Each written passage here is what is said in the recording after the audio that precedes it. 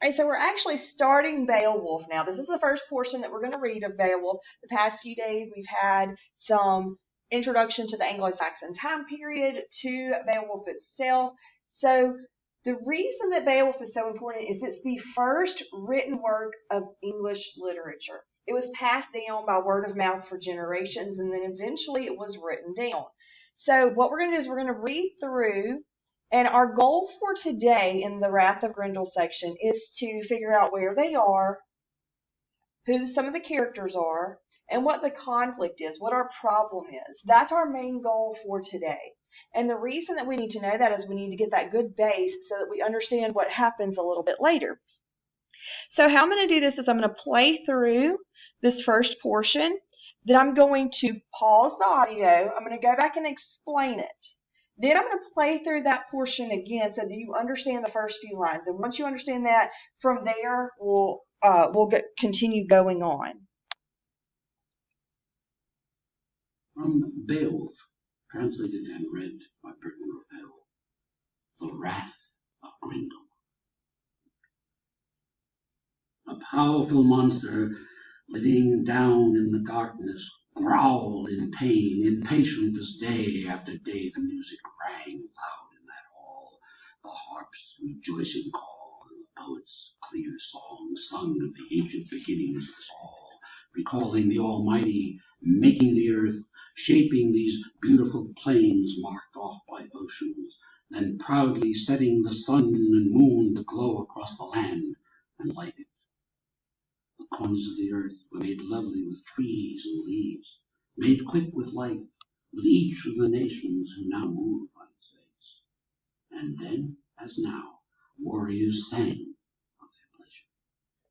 So Hrothgar's men lived happy in his hall till the monster stirred, that demon, that fiend, Grendel, who haunted the moors, the wild marshes, and made his home in a hell not hell, but earth.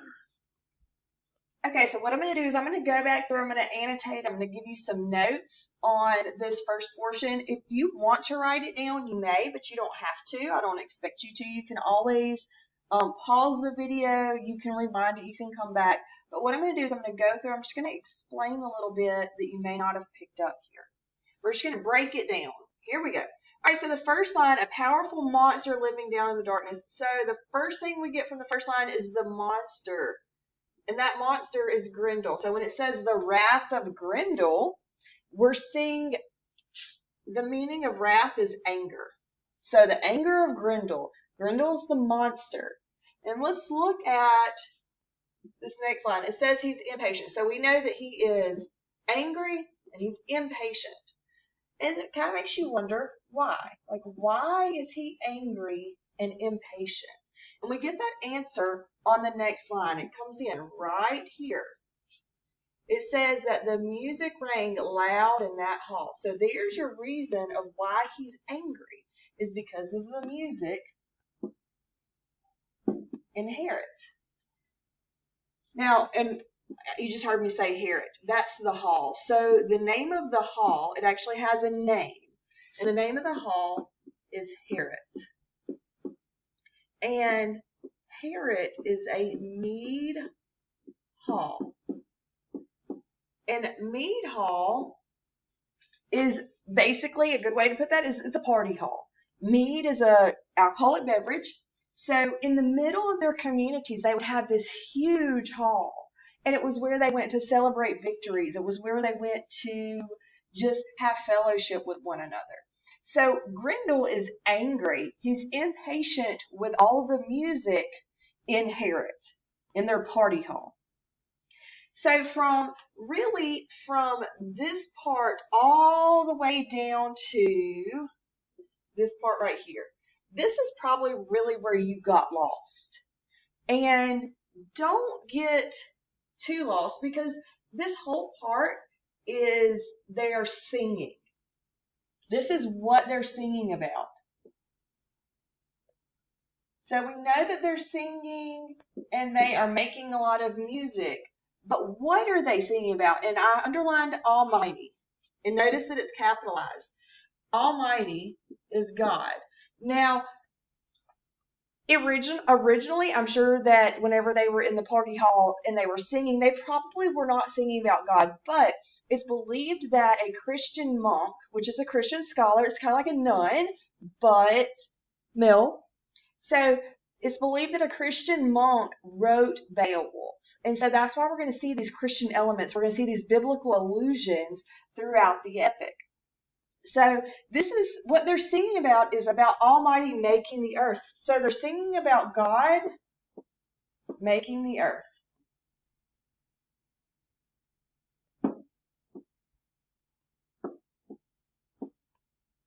All right, so on this whole part that I just blocked off, don't get lost in that portion. Just look at what they're singing about. They're singing about God making the earth, how it's beautiful, and He put the sun and the moon there, and it was lovely with trees. So don't get lost on that part. All right, so it says, and now warriors sang of their pleasure. All right, so the next thing I want to point out is this name right here, Hrothgar. Hrothgar is king of the Danes. Let me block that out so we don't get confused. So Hrothgar is king of the Danes. And so when it says Hrothgar's men, the men are the Danes. And Danes, that is just the name of people who live in Denmark. And I'll even go down here, Denmark. So King Hrothgar, he's king of the Danes. Danes are the name, that's just the title of the name of people who live in Denmark. All right, so it says that Hrothgar's men were happy till the monster stirred, that demon, that fiend. All right, so what we have here, let's go back and let's just kind of summarize this portion. A powerful monster, the monster is Grendel. He's angry because of all of the music and singing that's going on in Harrod, the mead hall. What they're singing about is God making the earth. And it just says that Hrothgar's men, Hrothgar's king of the Danes. So it just says, so basically, if we took that, the Danes lived happy until Grendel stirred. Now that you have all of these notes, what I'm going to do is I'm going to go back through and I'm going to replay this first portion of Beowulf. Translated. I'm going to replay this first portion of Beowulf so that you can understand, and looking at the notes, you'll get what's going on. But I'm going to, after that, I'm going to continue on so that we can actually get to a little bit further of what Grendel actually does.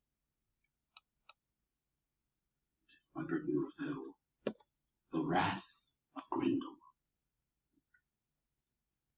A powerful monster, living down in the darkness, growled in pain, impatient as day after day the music rang loud in that hall, the harp's rejoicing call, and the poet's clear song sung of the ancient beginnings of us all, recalling the Almighty making the earth, shaping these beautiful plains marked off by oceans, then proudly setting the sun and moon to glow across the land and light it.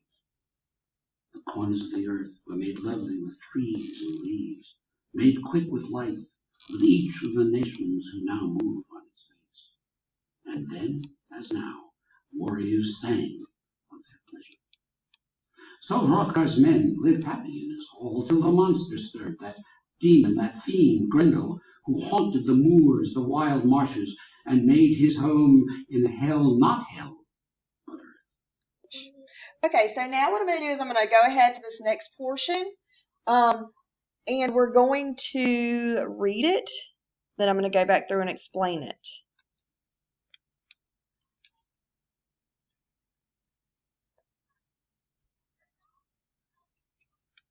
He was spawned in that slime, conceived by a pair of those monsters born of Cain, murderous creatures, banished by God, punished forever for the crime of Abel's death.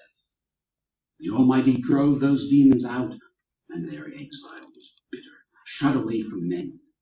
They split into 1,000 forms of evil, spirits and fiends, goblins, monsters, giants, a brood forever opposing the Lord's will, and again and again.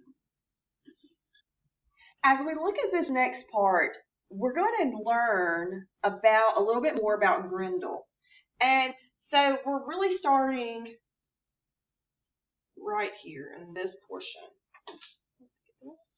All right, so we're starting in this portion here. So it says he was spawned in that slime, conceived by a pair of those monsters born of Cain.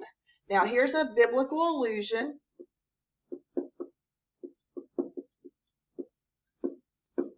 And a biblical allusions are references to history, mythology, religion. So this is actually a reference to something from the Bible. And if you don't know Cain murdered his brother Abel. He was Adam and Eve's son. He murdered his brother Abel and became the first murderer. And so it's believed that Cain fathered all evil beings in the world. So if Grendel was conceived by monsters who were born of Cain, and Cain fathered all evil beings, then that gives us that helps us to infer that Grendel is evil. He's an evil monster. And we get that from that biblical allusion. All right, and then you can look down here. It says that he drove those demons out and they split into 1,000 forms of evil spirits and fiends, goblins, monsters, giants. So this biblical allusion to Cain is what helps us to infer that Grendel is evil.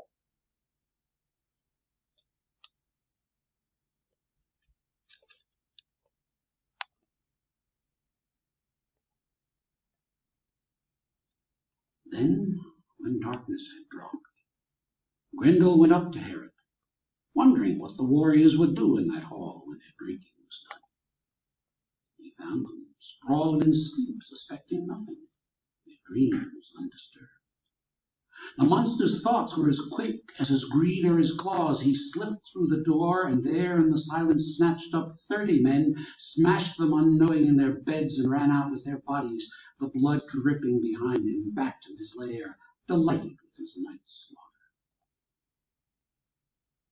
All right, so this part right here, we get that darkness had dropped. So what time of day is it? It's nighttime. So we know it's nighttime. And it says down here, it says, what he went up there to see what they would do when their drinking was done. And what are they doing? They are sleeping. They're all sleeping. And I mean, you can kind of read this as, yeah, they're sleeping, but you know, they've been partying, so they're probably good and passed out. And what does he do while they sleep? And it says his thoughts were as quick as his greed or his claws. He slipped through the door. And he snatched up 30 men, smashed them unknowing in their beds, and ran out with their bodies, the blood dripping behind. So he killed, this first night, he killed 30 men.